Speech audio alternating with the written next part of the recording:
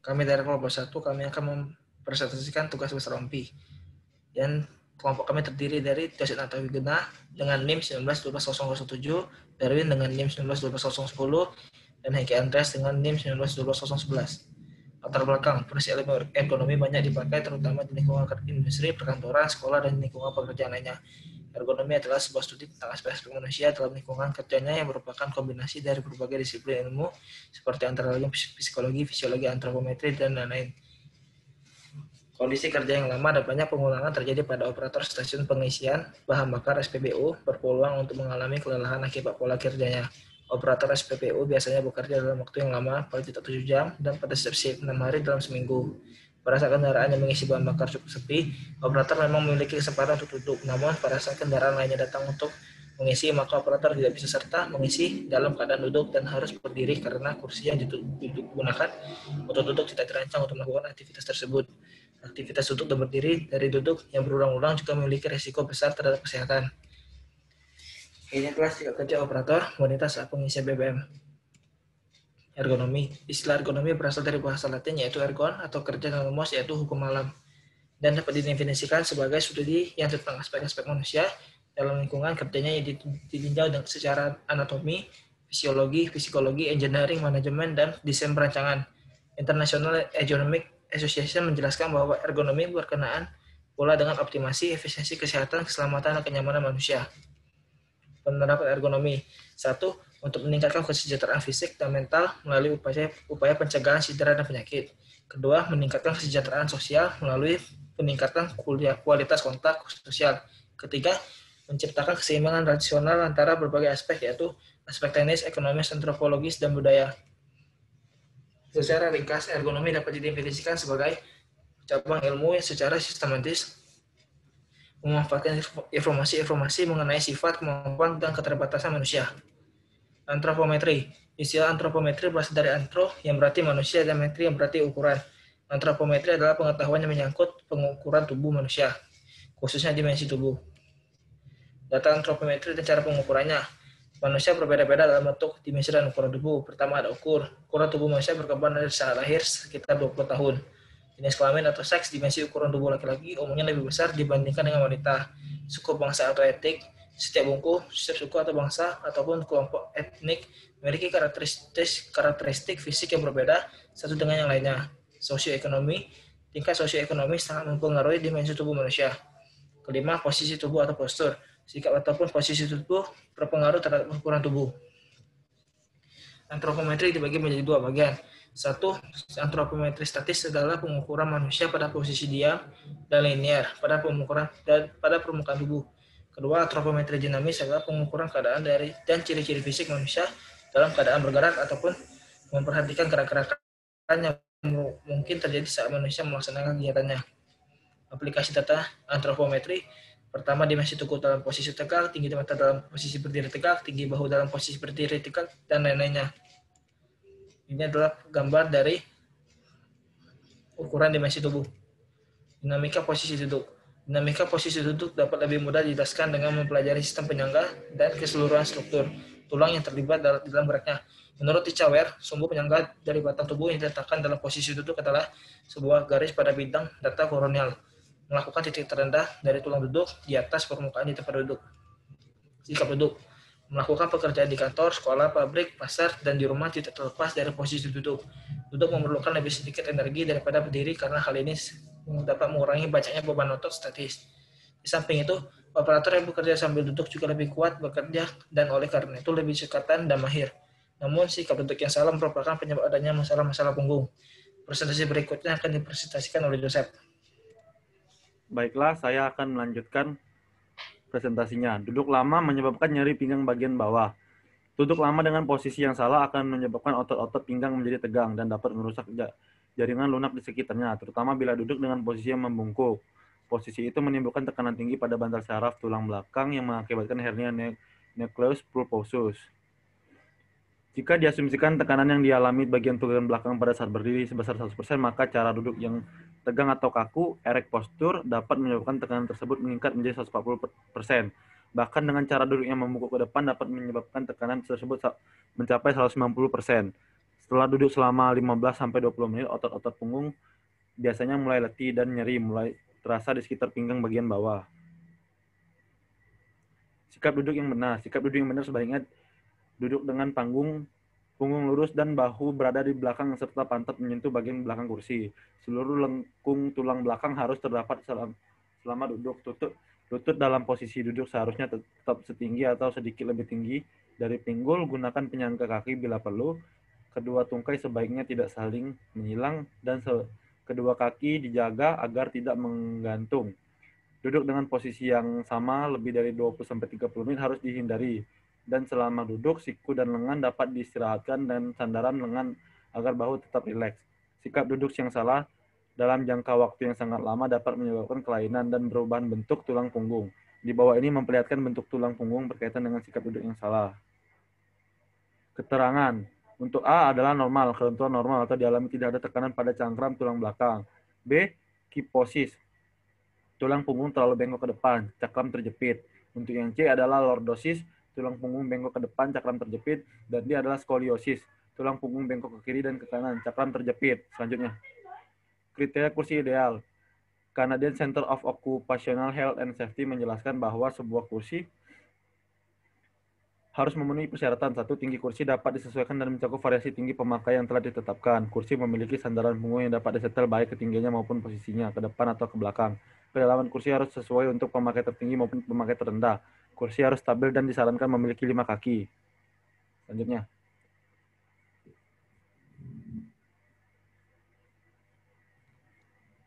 Selanjutnya, kursi harus dirancang untuk mampu menyangga berat dan bentuk tubuh pemakainya. Namun demikian, karena ukuran badan manusia sangat bervariasi dan dianggap tidak mungkin dalam membuat perkiraan kursi yang nyaman bagi orang per orang dan sangat akurat, beberapa rekomendasi yang bisa memenuhi persyaratan sebuah kursi yang baik antara lain sebagai berikut. Kursi harus memiliki kenyamanan mantap bagi otot belakang tubuh dengan menahan tulang punggung pada sikap duduk sempurna. Landasan tempat duduk sebaiknya mempunyai kemiringan 2 derajat sampai 6 derajat, sedangkan sudut antara sandal landasan dengan 105 derajat sampai 110 derajat. Tinggi landasan duduk adalah 35 sampai 40 cm dengan panjang ke belakang 47 sampai 48 cm. Bantalan kursi harus cukup terisi sehingga pinggul atau punggung dapat tenggelam atau tertekan sedalam 6 sampai 10 cm. Selanjutnya.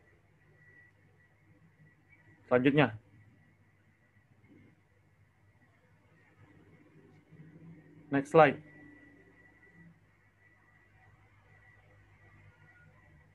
Next slide, Win. Sudah nih.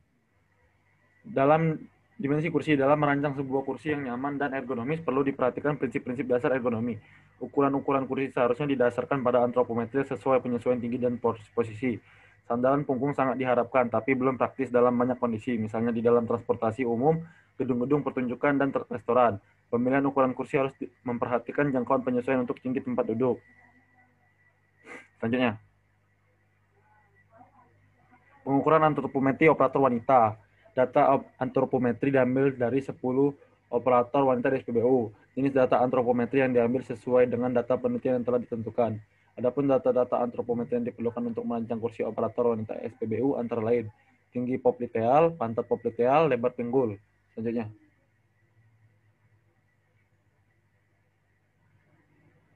Selanjutnya, lebar punggung, tinggi bahu, tinggi sandaran punggung. Selanjutnya,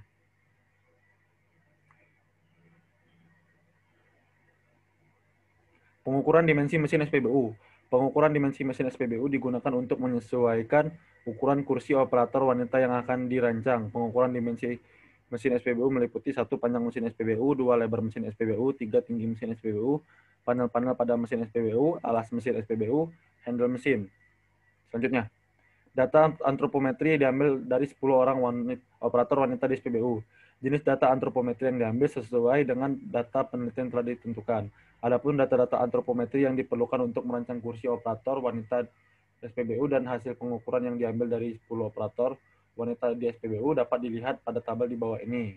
Selanjutnya, data pendukung perancangan kursi operator wanita di SPBU tidak hanya mempertimbangkan data antropometri dari 10 operator saja, akan tetapi juga mempertimbangkan data lain yang berguna untuk menyesuaikan ukuran kursi operator wanita SPBU yang akan dirancang, sehingga nantinya operator wanita benar-benar dalam posisi nyaman. Data dimensi pendukung yang diperlukan sebagai pertimbangan untuk perancangan kursi operator wanita SPBU adalah sebagai berikut. Dimensi mesin SPBU, dimensi sepeda motor. Selanjutnya, pengujian data. Data yang dikumpulkan kemudian diproses dalam beberapa pengujian meliputi keseragaman data, uji kecukupan data, serta uji kenormalan data terhadap data antropometri operator wanita dan juga data dimensi sepeda motor. Selanjutnya, pengujian data antropometri operator. Uji keseragaman data. Untuk uji keseragaman data itu meliputi uji keseragaman pantat popliteal, uji keseragaman lebar panggul, uji keseragaman lebar panggung, uji keseragaman tinggi bahu, uji keseragaman tinggi sandaran punggung, dan lain-lainnya. Selanjutnya, uji kecukupan data. Uji kecukupan data meliputi uji kecukupan tinggi popliteal, uji kecukupan data pantat popliteal, uji kecukupan data lebar punggul, uji kecukupan data lebar punggung, uji kecukupan data tinggi bahu, dan lain-lain. Selanjutnya, uji kenormalan data. Uji kenormalan data meliputi uji kenormalan data tinggi popliteal, uji kenormalan data pantat popliteal, uji kenormalan data lebar panggul, uji kenormalan data lebar panggul, uji kenormalan data tinggi bahu, dan lain-lainnya. Presentasi selanjutnya akan dibawakan oleh Hengki. Baiklah, selanjutnya saya melanjutkan presentasi pengujian data dimensi sepeda motor. Uji keseragaman data. 1. Uji keseragaman jarak lubang tangki bensin dengan lantai. A. Perhitungan min. B. Perhitungan standar deviasi. C. Perhitungan BKA dan BKB. 2. Uji keseragaman lebar sepeda motor diukur dari garis tangki sepeda motor. A. Perhitungan min. B. Perhitungan standar deviasi. C. Perhitungan BKA dan BKB. Uji kecukupan data. Uji keseragaman jarak lubang tangki bensin dengan lantai. 2. Uji keseragaman lebar sepeda motor diukur dari garis tengah sepeda motor. Penentuan ukur perancangan kursi operator wanita SPBU. 1. Tinggi alas kursi. Tinggi alas kursi sama dengan 112 sama dengan 112 dikurang 55,32 sama dengan 56,68 cm atau dibulatkan menjadi 57 cm. Panjang alas kursi. 2. Panjang alas kursi. Ukuran panjang alas kursi ditentukan dengan menggunakan alat antropometri pantat popliteal dengan mengambil nilai 5% yaitu sebesar 39,354 cm dibulatkan menjadi 39 cm. Next. 3. Lebar alas kursi. Ukuran lebar alas kursi ditentukan dengan data antropometri lebar panggul menggunakan presentile 95 dengan nilai sebesar 40,61 cm dibulatkan menjadi 41 cm. Persentile 95 digunakan dengan pertimbangan bagian operator yang mempunyai lebar panggung lebih besar alas dari kursi dengan memuat pantat dan bagian operator yang lebar. Next. 4. Tinggi standar kursi. Ukuran tinggi standar kursi menggunakan ukuran data antropometri mengambil nilai persentase 95 sebesar 44,739 cm dibulatkan menjadi 45 cm. Bagian operator yang tinggi bahu duduknya panjang dengan sesuai dengan tinggi standar kursi dan operator yang tinggi bahu duduknya pendek masih merasakan kenyamanan saat bersandar. Next. Panjang standar punggung. Ukuran lebar standar kursi diukur dengan persentase 95 dengan nilai sebesar 36,793 cm dibulatkan menjadi 37 cm. 7. Lebar standar punggung. Pada perancangan nilai lebar standar punggung sebesar 19 cm diukur. Ukuran ini mengacu pada Panero J dengan Zelnick M 2003 sebesar 15,22 cm sampai 22,9 cm. Next. 7. Pinjakan kaki. Posisi peletakan pinjakan kaki diperoleh dari tinggi popliteal dengan persentile 50 yaitu sebesar 38,89 cm. Persentile 50 digunakan agar operator merasa lebih nyaman dalam waktu yang lama dan tinggi pinjakan tidak terlihat terlalu tinggi maupun tidak terlalu rendah. Next. Bantalan kursi. Perancangan bantalan kursi sebesar 4 cm. Penentuan ukuran ini mengacu pada Panero J dan Zelnick M 2003 sebesar 1,5 inci atau 3,8 cm dibulatkan menjadi 4 cm. Next.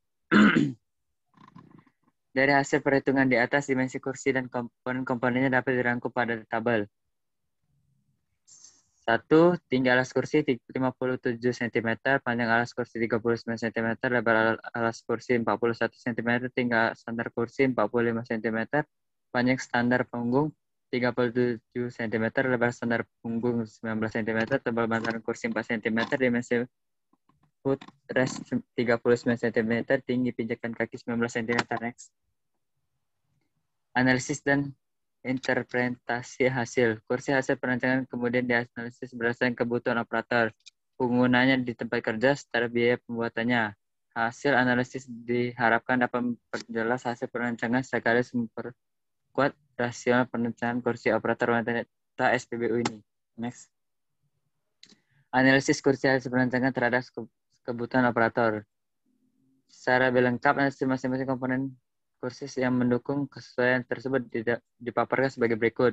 Kesesuaian dimensi kursi dengan antropometri operator, kenyamanan operator saat duduk, kenyamanan punggung saat duduk, ketebalan kursi, kenyamanan kaki operator, kemudian dalam operasional pekerjaan. Analisis biaya pembuatan kursi. Harga jual makro adalah 140.000 karena makro belum dilengkapi pijakan kaki dan operator sehingga tidak mungkin untuk dilakukan penyambungan. Maka memodifikasi kursi. Kursi yang baru biaya mengerjakan penambahan pijakan kaki biayanya 85.000. Total biaya yang harus dikeluarkan untuk modifikasi sebesar 276.000. Sementara itu pembuatan kursi rancangan dimulai dari awal akan membutuhkan biaya sebesar 324.000. Dari penjelasan di atas, maka kursi hasil perancangan sebaiknya dibuat dengan memodifikasi kursi yang sudah ada, karena biaya yang dikeluarkan akan menjadi lebih murah. Next. Kesimpulan. Dari penelitian ini dapat diambil kesimpulan. Fitur kursi operator wanita SPBU dibuat sesuai dengan kebutuhan operator, yaitu penggunaan bantalan di atas alas kursi dan standar punggung, sandaran stable, dan dilengkapi bantalan. Desain kaki fix sebanyak 5 kaki, pijakan kaki melingkar dengan diameter pijakan kaki tinggi lebih besar daripada dimensi alas duduk, memiliki proses penyangga yang dapat berputar. Perencanaan kursi operator wanita itu dibahas secara modifikasi dari kursi yang sudah ada, karena biaya yang dikeluarkan akan lebih murah dibandingkan dengan biaya pembuatan kursi operator wanita itu dibuat langsung. Sekian presentasi dari kami, terima kasih.